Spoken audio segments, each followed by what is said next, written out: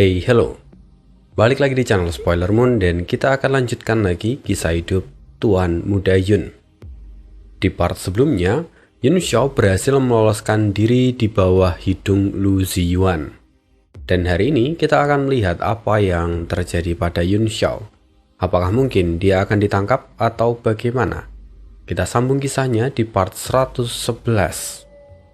Setelah Yun Xiao menghilang dan Lu Ziyuan memberikan perintah, dia kembali ke kediaman klan Lu dan memasuki pelataran kecil tempat Lu Nancy berada. Bagaimana kondisi Master Hua Feng?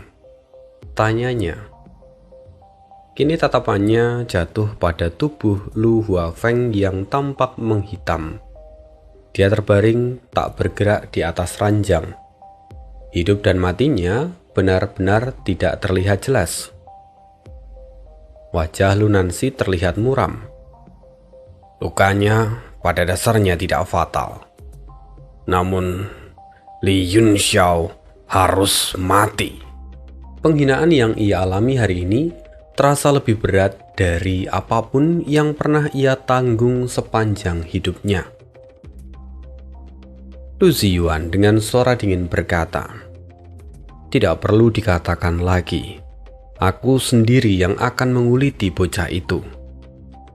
Dia memang berhasil kabur, tetapi pasti dia masih berada di dalam kota. Tampaknya aku harus menyusahkan Master Nancy untuk membantuku menemukannya." Lu Nancy tanpa basa-basi langsung mengeluarkan sebuah artefak berbentuk bola kristal transparan. Dia melemparkan bola itu ke udara. Lalu karakter-karakter emas mulai bermunculan dan menari di ujung jarinya sebelum akhirnya menyatu ke dalam bola kristal itu. Cahaya putih seketika menyebar dari dalam bola kristal itu, membentuk tirai cahaya yang menyelimuti seluruh ruangan. Tak terhitung bayangan dan pemandangan yang silih berganti muncul di dalamnya. Namun setelah beberapa saat, ekspresi Lu Nancy terlihat semakin buruk. Bola kristal ini dapat merasakan aura dari semua petarung tingkat tinggi di seluruh kota. Tapi aku tidak bisa menemukan aura anak itu.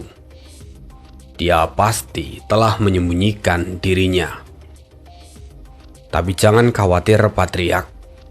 Begitu aku menemukannya, aku akan langsung mengirimkan koordinatnya padamu. Lu Ziyuan mengangguk. Dia kemudian mengeluarkan segumpal tanaman merambat kering, kemudian menyerahkannya pada Lu Nancy. Ini adalah tanaman merambat spiritual gelap berusia 10.000 tahun yang telah kukumpulkan. Seharusnya ini dapat membantu memulihkan luka Master Hua Feng. Meskipun Lu Ziyuan menjabat sebagai patriark dari keluarga Lu, tapi dia tetap menaruh hormat besar kepada kedua alkemis ini. Dia bahkan kerap kali memberikan material langka tingkat tinggi hanya demi menjaga hubungan baiknya. Setelah memberikan tanaman itu, Lu Ziyuan lalu meninggalkan pelataran kecil itu. Kini wajahnya terlihat suram. Baginya, pedang es itu sangatlah penting. Kalau dia berhasil menyempurnakan pedang itu, maka kekuatannya akan meningkat dan bahkan melampaui peringkatnya saat ini. Oleh karena itu, Lu Ziyuan benar-benar menginginkan pedang es itu. Saat dia tengah berpikir, tiba-tiba seberkas cahaya jatuh dari langit. Seorang prajurit dari klan Lu mendarat di hadapan Lu Ziyuan. Dia membungkuk dengan hormat. "Patriark, Kota Bulan Merah telah mengirimkan beberapa ahli ke kota kita." "Ada apa?" Lu Ziyuan tampak mengerutkan kening. "Saya tidak tahu. Para tuan itu mengatakan bahwa mereka ingin bertemu langsung dengan Anda, Patriark." Prajurit itu sedikit ragu. Lu Ziyuan memang belum tahu kalau Yun Xiao saat ini menjadi buronan dari kota bulan merah. Ini hal yang wajar karena memang dia baru keluar dari kultivasi tertutupnya. Belum ada yang memberikan dia info. Lalu Lu Ziyuan berkata, "Katakan saja pada mereka bahwa aku sedang mengasingkan diri. Mereka bisa melakukan apapun yang mereka mau di sini." Prajurit itu hendak mundur, tapi tiba-tiba terdengar suara dingin. Tampaknya wajahku sama sekali tidak bernilai di sini. Aku datang jauh-jauh, tetapi sepertinya Tuan Ziyuan bahkan enggan menemuiku. Mendengar suara itu, ekspresi Lu Ziyuan berubah drastis. Dia segera bergegas maju dan membungkuk dalam-dalam. Siapa sangka bahwa Tuan Fu Yichun yang datang berkunjung. Saya benar-benar pantas mati 1000 kali atas ketidaktahuan saya ini. Mohon maaf atas kelalaian saya. Lalu Lu Ziyuan menoleh ke arah prajurit yang ada di belakangnya dan berteriak, "Bodoh! Orang yang datang adalah salah satu dari 5 tetua parlemen kota bulan merah. Beliau adalah ahli bintang 8 dari ranah martial Sovereign, Tuan Fu Yichun. Bagaimana bisa kau tidak melaporkan ini secara jelas padaku?" Tamparan telapak tangan melayang. Prajurit itu terpental dan terjatuh di tanah. Lu Ziyuan dengan suara dingin berkata lagi, "Sebagai hukumanmu, seluruh sumber daya kultivasimu akan dihentikan selama 10 tahun. Mendengar itu, wajah si prajurit pun langsung berubah pucat. Hukuman itu hampir setara dengan menghancurkan masa depannya.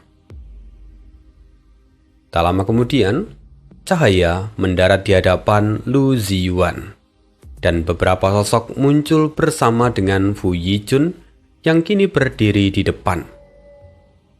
Wajahnya dingin, auranya tenang namun begitu menekan. Tatapan Lu Ziyuan menyapu rombongan itu dan hatinya kini bergetar hebat. Semua yang sudah datang adalah mereka yang berada di ranah martial Sovereign tingkat tinggi. Kekhawatiran pun mulai muncul di benak Lu Ziyuan. Bagaimanapun, tidak ada alasan yang masuk akal untuk mengerahkan kekuatan sebesar itu ke kota yang begitu kecil. Sambil menahan semua pertanyaan yang ada di dalam benaknya, Lu Ziyuan dengan hati-hati mengajukan pertanyaan. "Sebelumnya, bolehkah saya tahu tujuan dari kedatangan para tuan hari ini?" Fu Yichun pun mendengus. "Apakah aku tidak boleh jalan-jalan saat sedang senggang? Atau kalau aku datang ke kota Fengling justru dianggap sebagai merendahkan martabat Tuan Ziyuan?" Dengan segera Lu Ziyuan menunduk. "Tidak, tentu tidak sama sekali, Tuan. Mohon maafkan saya benar-benar telah lancang." Dia bahkan memukul mulutnya sendiri. Lu Ziyuan membungkuk dengan tulus, lalu kemudian memberikan isyarat. "Tuan, tolong silahkan masuk. Saya telah menyiapkan sedikit hadiah sebagai tanda penghormatan." Di dalam hati, dia mengeluh getir. Orang-orang dari kota bulan merah tidak pernah mudah dihadapi. Dan kali ini dia tahu bahwa pasti ada darah dan harga yang mahal yang harus dibayarkan. Fu Yichun mendengus, lalu melangkah masuk ke aula utama dari keluarga Lu bersama dengan rombongannya.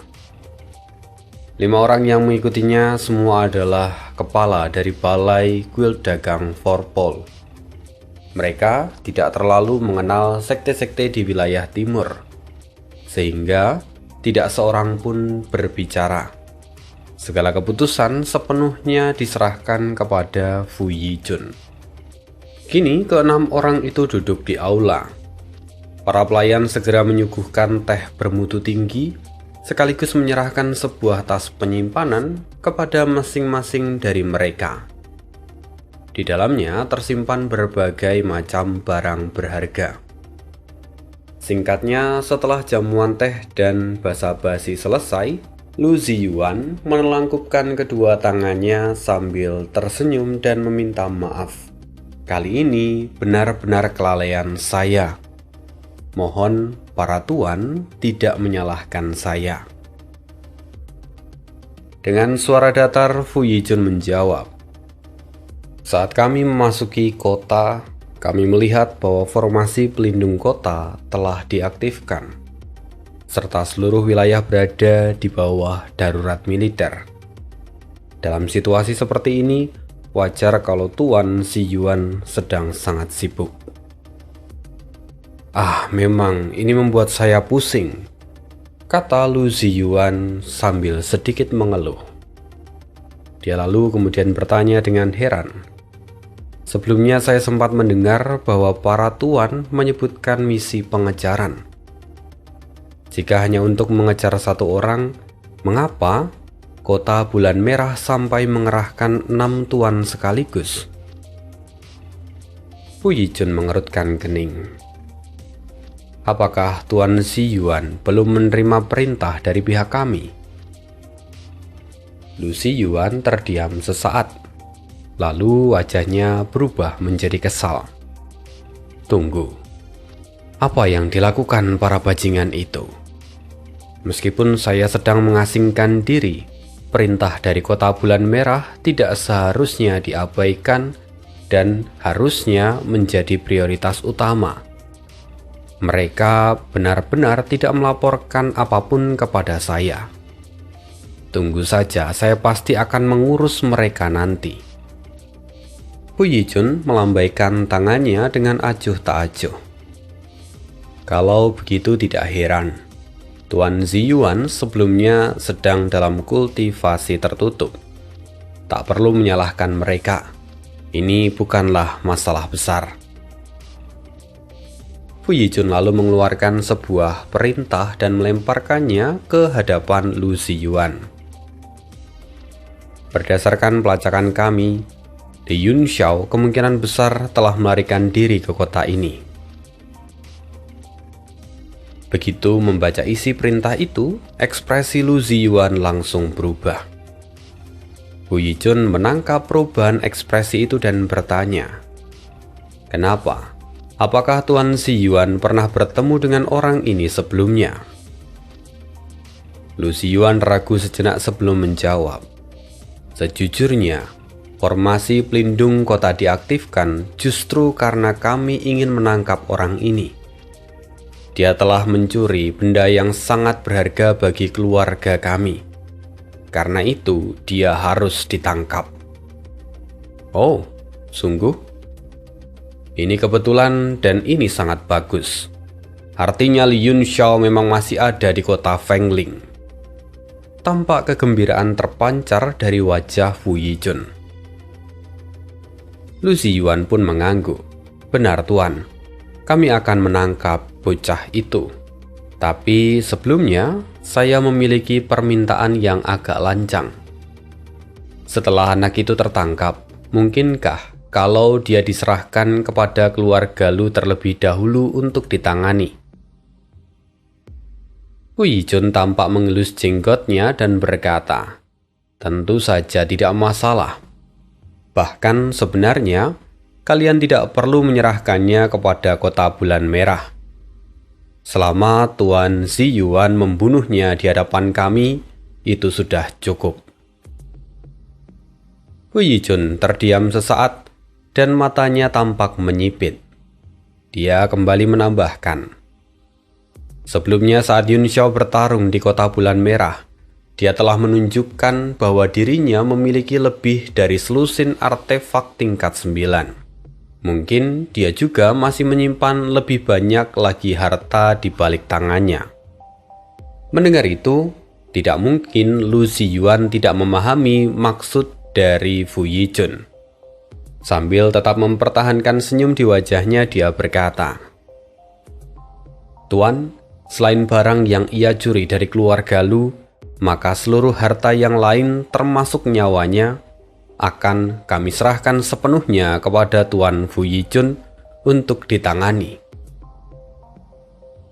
Jujur saja latar belakang Yun Xiao itu masih misterius bagi Lu Ziyuan. Dan hal itu sebenarnya juga membuatnya terus merasa gelisah. Tapi kini, dengan terlibatnya Kota Bulan Merah secara langsung, maka segalanya menjadi jauh lebih sederhana. Dia hanya perlu merebut kembali pedang es dan membiarkan pihak Kota Bulan Merah menyingkirkan Yun Xiao. Kalau di kemudian hari ternyata Yun Xiao memiliki pendukung yang kuat, maka tanggung jawab itu akan dijatuhkan kepada Kota Bulan Merah. Dengan perhitungan masing-masing yang telah selaras, kedua pihak pun merasa puas. Senyum tipis tampak muncul di wajah mereka. Keduanya sama-sama memiliki maksud tersembunyi. Lu Ziyuan lalu berkata, "Saat ini saya telah meminta Tuan Nancy menggunakan artefak pengamatan tingkat tinggi untuk memantau seluruh kota. Jika ada aktivitas yang mencurigakan, dia pasti akan segera melaporkannya kepada saya. Para tuan bisa beristirahat di sini dengan tenang." Fu Yijun pun mengangguk. "Kalau begitu, maka aku akan merepotkanmu." Sementara itu, kita beralih ke sisi yang lain. Sebelumnya, setelah Yun Xiao berubah menjadi petir dan melarikan diri, dia telah menahan auranya dan sedikit mengubah penampilannya agar dapat berbaur di tengah kerumunan warga kota.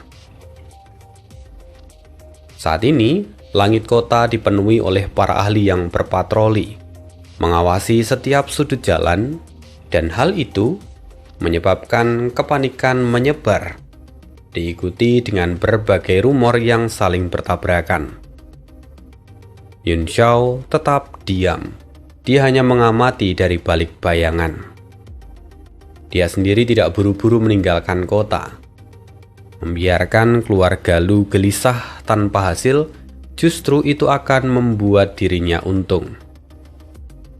Setelah mempertimbangkan semua itu, Yun Xiao lalu memilih sebuah penginapan yang tampak biasa, kemudian masuk ke dalam kamar dan mengeluarkan monumen dewa di sana. Tubuhnya berubah menjadi seberkas cahaya dan masuk ke dalam monumen dewa. Saat dia pertama kali tiba di dalam monumen dewa, dia berada di Gunung Fangjun.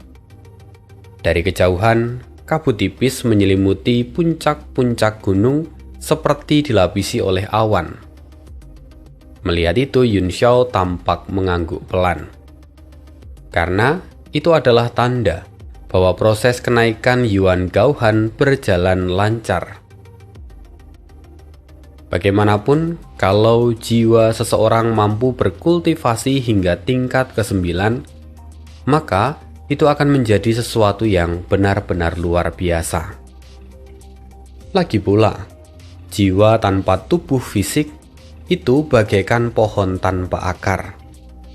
Bisa mempertahankan tingkat kultivasinya saja, itu sudah merupakan sebuah keuntungan besar. Apalagi kalau sampai berhasil melangkah ke ranah berikutnya. Meskipun ini bukanlah sesuatu yang belum pernah terjadi, tetapi pencapaian semacam ini sangat jarang terjadi. Oleh karena itu, melihat Yuan Gaohan berhasil, Yun Xiao pun tampak puas. Setelah itu, Yun Xiao kembali berpindah ke tempat yang lebih lapang.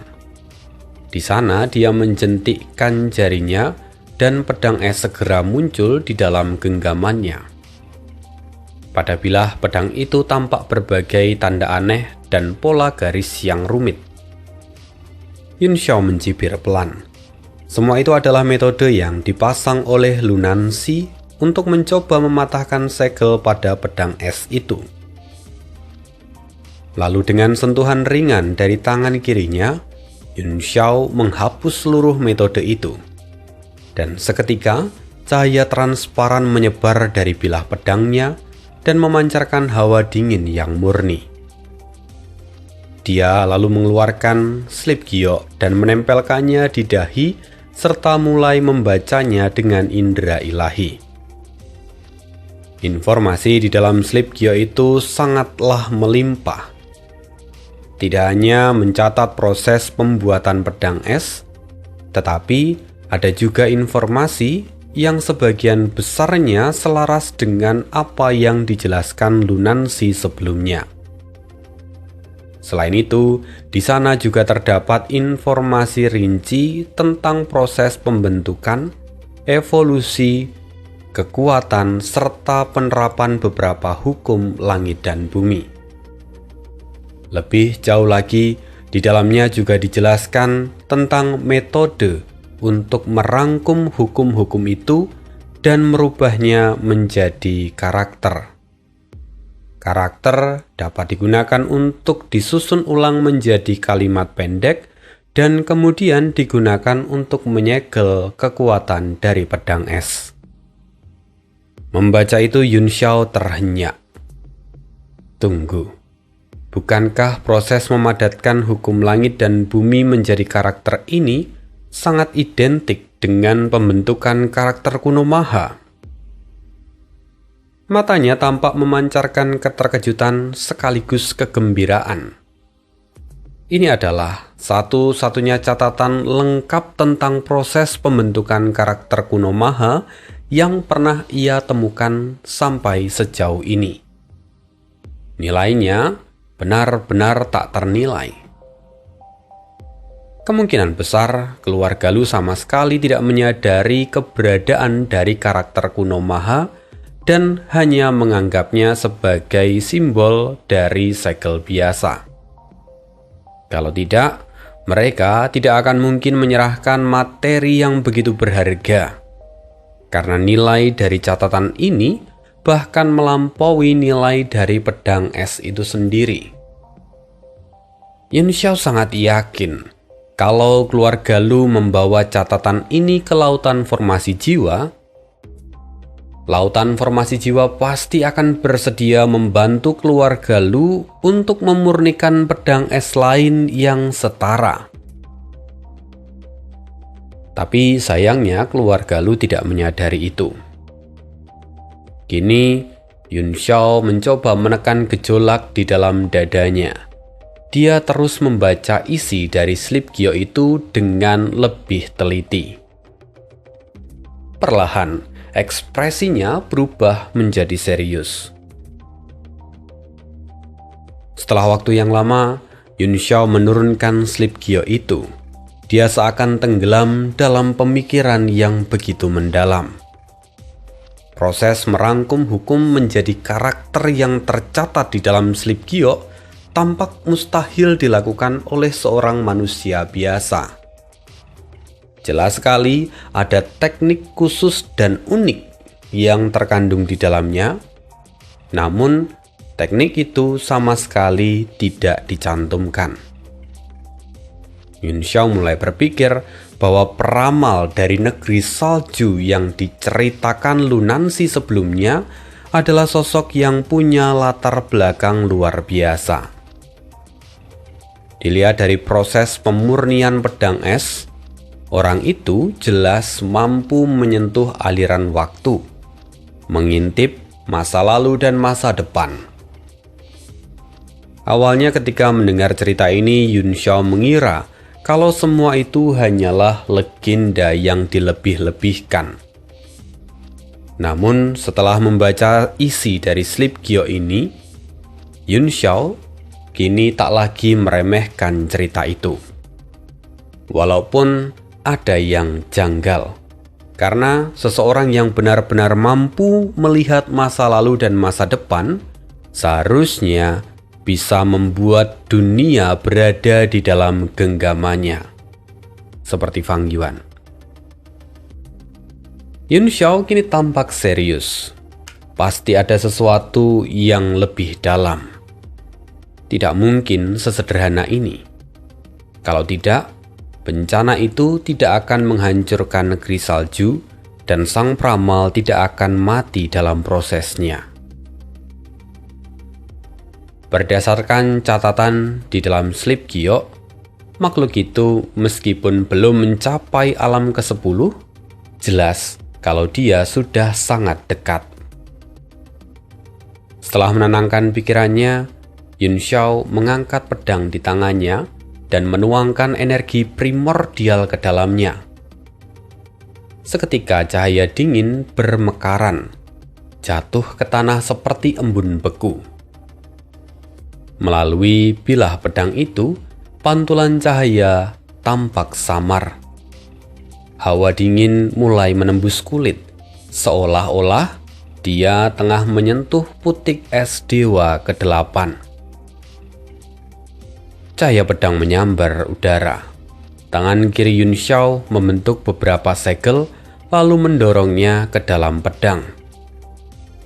Setiap kali bilah pedang itu menyentuh tanah, terdengar suara seperti tetesan air di atas bebatuan. Setiap gerakan dilakukannya dengan sangat halus. Yun Xiao memusatkan seluruh perhatiannya pada perubahan segel di bilah pedang itu. Akhirnya, setelah beberapa rangkaian gerakan, karakter kuno maha pertama muncul dari pedang itu. Karakter itu melayang ke udara, memancarkan cahaya keemasan nan menyilaukan. Karakter itu melambangkan hukum keteguhan. Keteguhan di mana yang kuat tidak akan pernah menyerah.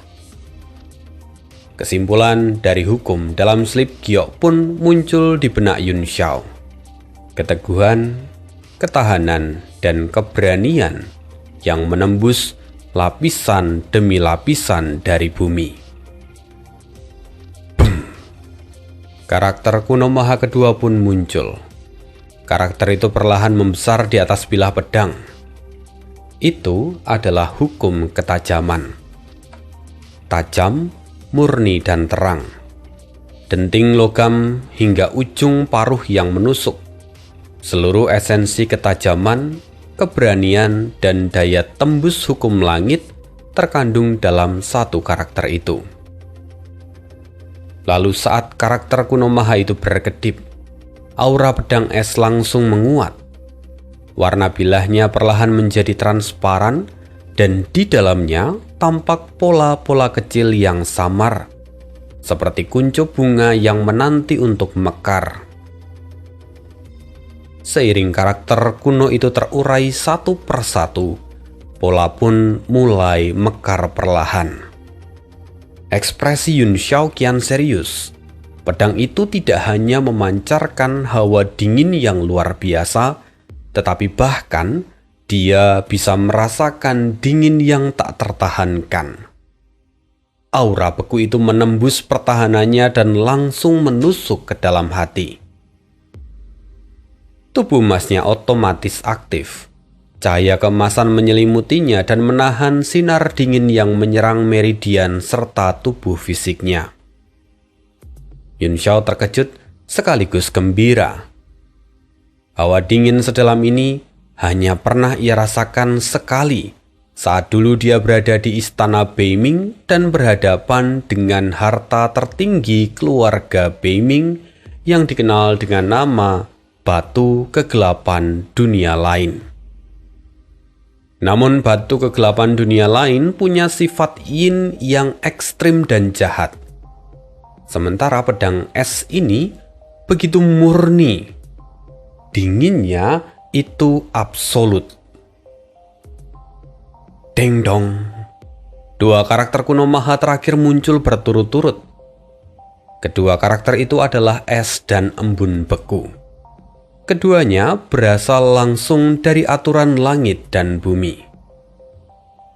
Kini Yun Xiao menatap 9 karakter kuno maha yang ada di depannya. Dia berusaha memaknai makna yang tercatat di dalam slip giok itu.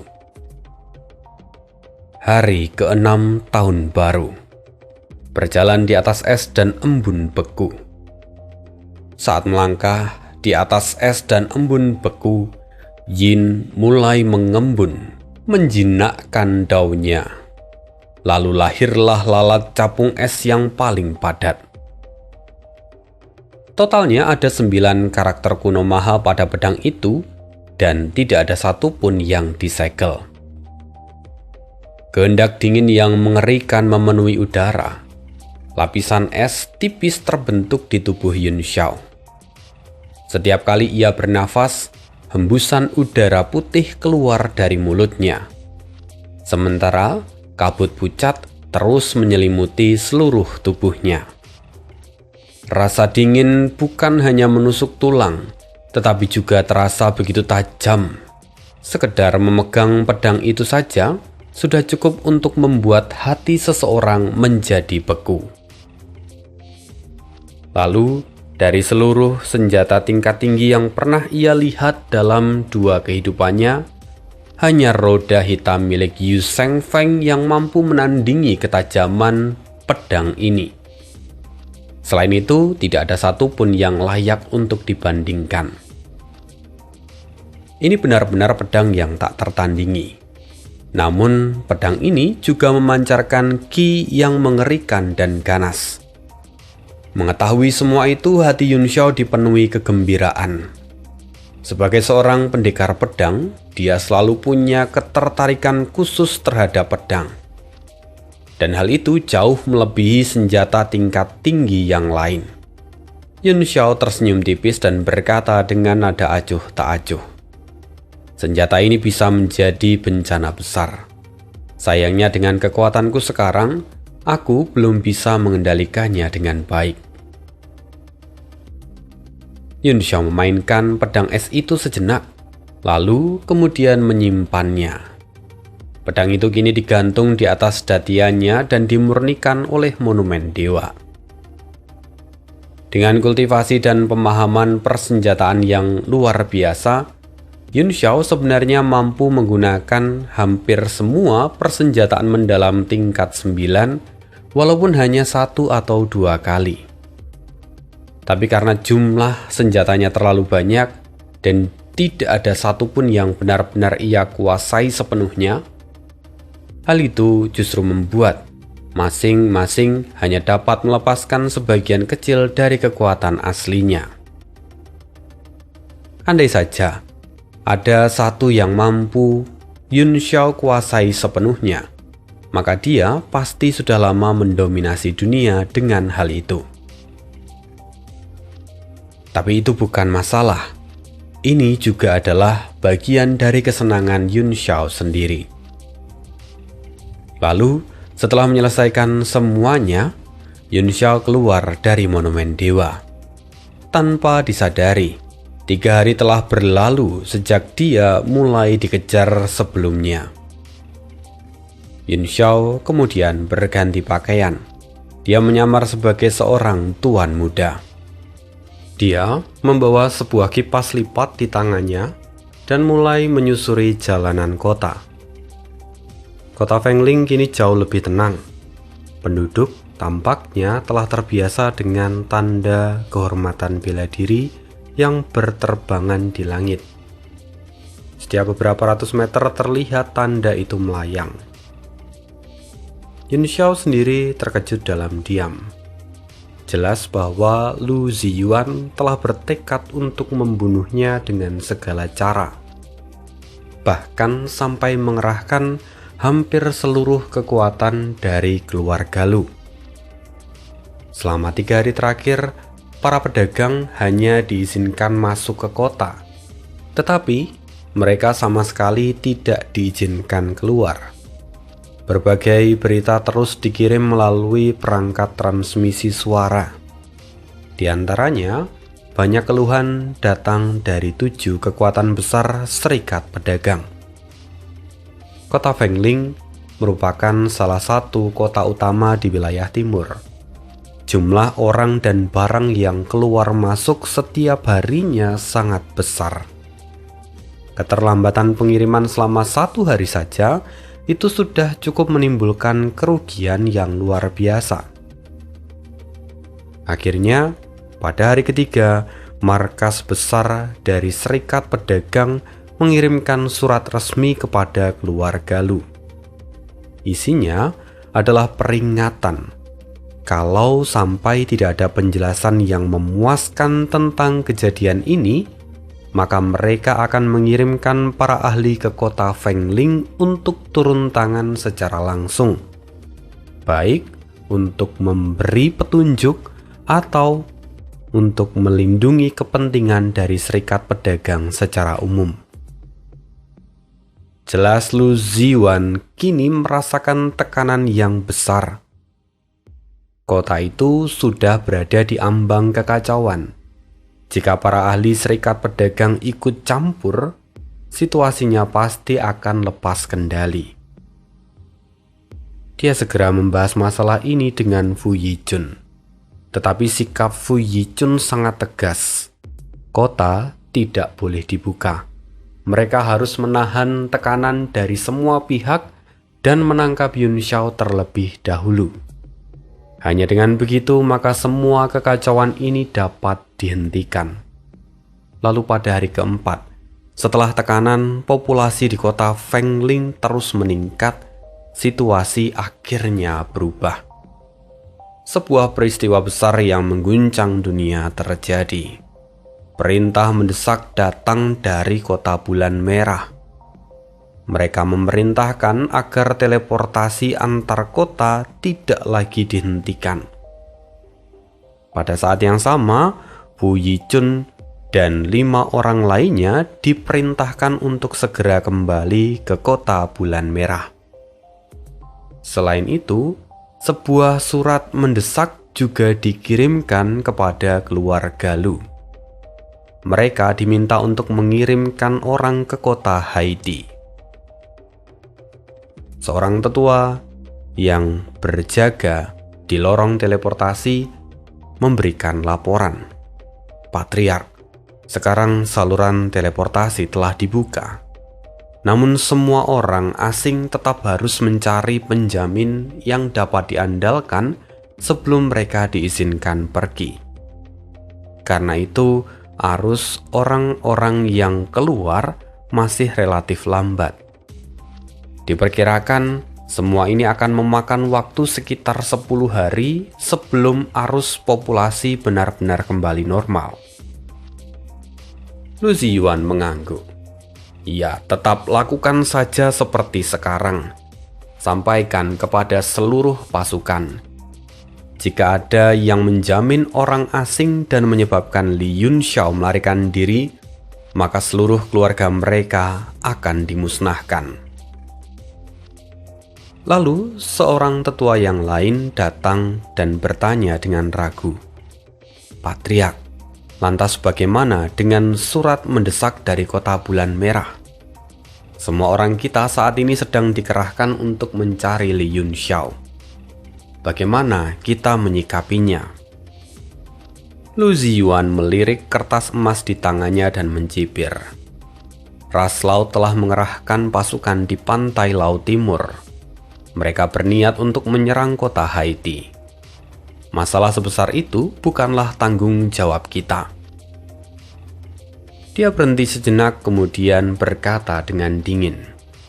Tapi karena kota Bulan Merah telah mengeluarkan perintah resmi untuk mengerahkan para ahli di kota-kota wilayah timur, kita tentu tidak bisa terang-terangan mengabaikan mereka.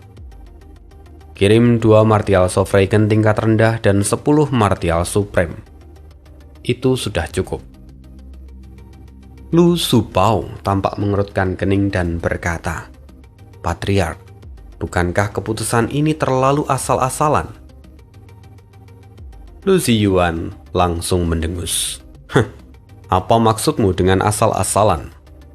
Ini adalah perang antar ras. Seharusnya ini dipikul oleh seluruh dunia bela diri. Mengapa keluargaku harus menjadi pelopor? Jika kota bulan merah sendiri tak mampu menahannya, berapapun orang yang kita kirimkan, mereka hanya akan menjadi umpan meriam. Tatapannya pun berubah menjadi semakin dingin. Dan yang terpenting saat ini adalah menemukan Li Yunxiao. Begitu nama Li Yunxiao disebut, wajah Lu Ziyuan langsung muram dan terlihat menyeramkan. Di sisi lain, saat ini Yunxiao telah berkeliling kota Fengling seorang diri hampir setengah hari. Tetapi tetap, dia tidak menemukan cara untuk meninggalkan kota itu. Sampai akhirnya, dia memutuskan untuk kembali ke penginapan. Dia tidak terlalu memperdulikan hal ini. Paling buruk, dia bisa berkultivasi di dalam monumen dewa selama 1 atau 2 tahun sebelum keluar. Ia tidak percaya kalau keluarga Lu mampu mengawasinya sampai seketat itu selama setahun penuh. Tapi tepat saat dia hendak berbalik, pandangannya tiba-tiba terangkat. Seorang yang berhubungan dengan keluarga Lu kini tampak sedang mengawasi sekitar. Dan Yunxiao mengenal orang ini. Dia pu Jinsan. Yunxiao mendengus dan tatapannya berubah tajam. Dalam beberapa hari terakhir, pu Jinsan telah menderita tekanan yang tak terbantahkan. Dia tidak memperoleh keuntungan apapun dan bahkan gagal menemukan siapapun yang mampu memurnikan artefak miliknya. Lu Nancy sendiri pernah berjanji bahwa setelah Yunxiao tertangkap, dialah yang akan memurnikannya. Tetapi sampai saat ini, Yunxiao sama sekali tidak ditemukan. Kalau Yunxiao bisa ditangkap, maka semua masalahnya akan selesai. Tapi jika tidak, maka keberadaannya akan menjadi ancaman besar bagi Lu Nancy di masa depan. Karena itu pu Jinsan jauh lebih aktif dibandingkan orang lain. Tapi meski begitu, upaya yang ia lakukan tetap tidak membuahkan hasil. Saat dia tengah merasa frustasi, tiba-tiba dia merasakan hawa dingin di tulang punggungnya. Dia mendengus dan refleks menoleh ke arah jalan. Terlihat di sana seorang laki-laki berdiri di depan papan nama restoran. Kedua lengannya terlipat di depan dada, dan tatapannya tertuju langsung ke arahnya. Tatapan itu terasa dingin dan tajam. Li Yunxiao? pu Jinsan begitu terkejut hingga hampir berteriak. Secara refleks dia hendak menghancurkan liontin giok di tangannya. Tapi tepat saat jarinya menyentuh liontin giok itu, rasa sakit yang hebat meledak di kepalanya. Kesadarannya pun langsung lenyap seketika. Sementara itu di halaman keluarga Lu Nancy tengah berkultivasi dengan mata tertutup dan tiba-tiba matanya terbuka lebar. Dia merasakan ledakan kekuatan spiritual yang sangat kuat. Kekuatan itu muncul dalam sekejap dan kemudian menghilang. Intensitasnya dia rasakan belum sampai peringkat 9, tetapi jaraknya sangat dekat. Tanpa ragu, Lu Nancy segera merapal mantra ke dalam bola kristal miliknya, dan koordinat lokasi ledakan kekuatan spiritual itu langsung ditransmisikan. Lu Ziyuan yang saat ini tengah dalam diskusi dengan para tetua, seketika ekspresinya berubah. Tanpa mengatakan apapun, tubuhnya berubah menjadi seberkas cahaya dan menuju lokasi yang diberikan oleh Lu Nancy. Tapi di titik koordinat yang dituju oleh Lu Ziyuan, Yunxiao saat ini tidak melarikan diri. Dia justru duduk dengan santai di restoran terdekat sambil mengamati yang terjadi di luar. Di hadapannya juga terletak sebotol arak berkualitas tinggi. Dia minum perlahan. Sesekali dia melirik keluar jendela. Di sana terlihat para ahli dari keluarga Lu yang terus berdatangan. Yun Xiao kini tampak menyeringai seolah sedang mengejek. "Di mana dia?" Suasana mendadak mencekam ketika Lu Ziyuan datang. Semua orang di sekitarnya menahan nafas dan seorang prajurit buru-buru memberikan laporan. "Patriark, baru saja Tuan Pu Jinsan masih berpatroli di area ini. Saya melihatnya tiba-tiba jatuh dari udara dan kemudian menghilang.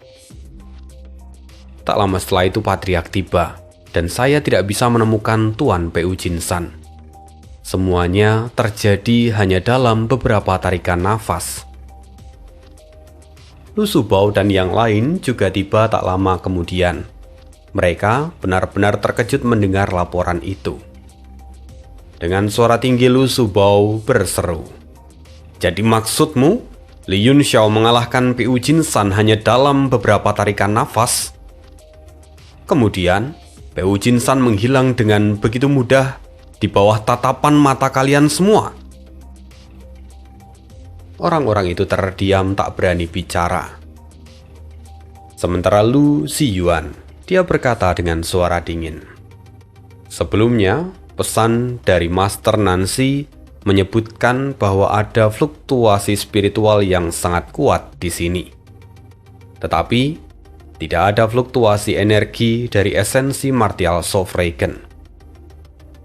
Artinya, Pu Jinsan pasti diserang dengan kekuatan spiritual hingga dia kehilangan kesadaran.